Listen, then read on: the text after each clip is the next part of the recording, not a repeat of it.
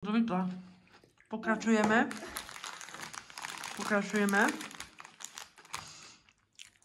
Tak. Vyplo sa nám video.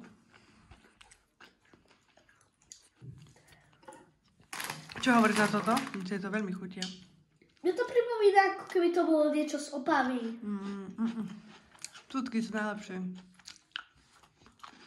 Ja pripomína fakt.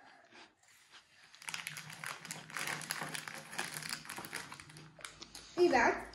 Tieto skúsime, ale tutky vyhrávajú. Vyšla toto je iná firma.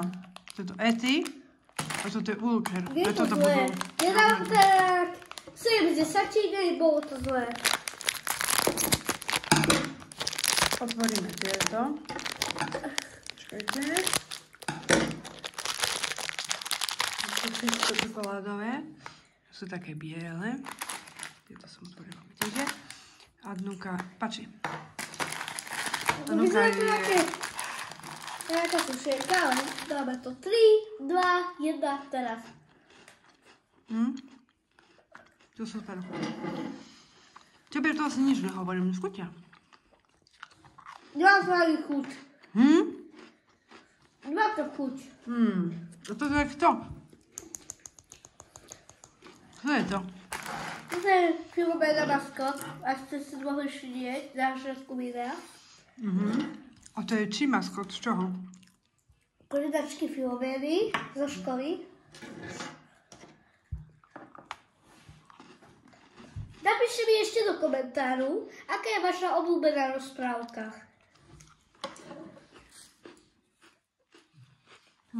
No, chutia aj tieto, aj tieto. Tieto nie sú také dobré. Hej, dám to...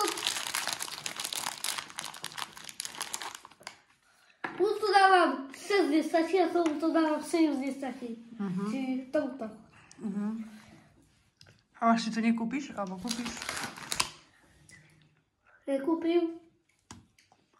Lebo je to ako keby umelina. Jediné, čo nie je umelina, je toto. Nie je to umelina.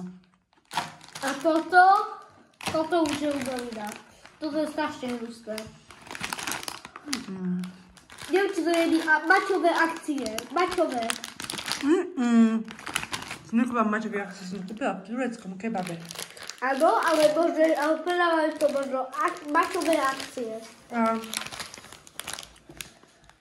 tieto mini vrabky som kúpila v Tesku. Sú veľmi dobré.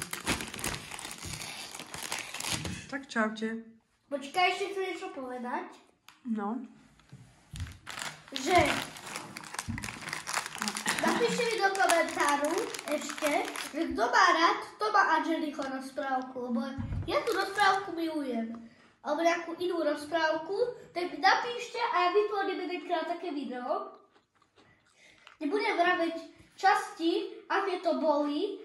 A tak, napíšte mi vaše obľúbené rozprávky všetci a iba sledovateľa a dajte odber a zvoneček a like a napálte to za novú ochutnávku a všetko bude tak, ako dneska budú vychádzať iné videá. Tak ahojte a zase na budúce, ahoj!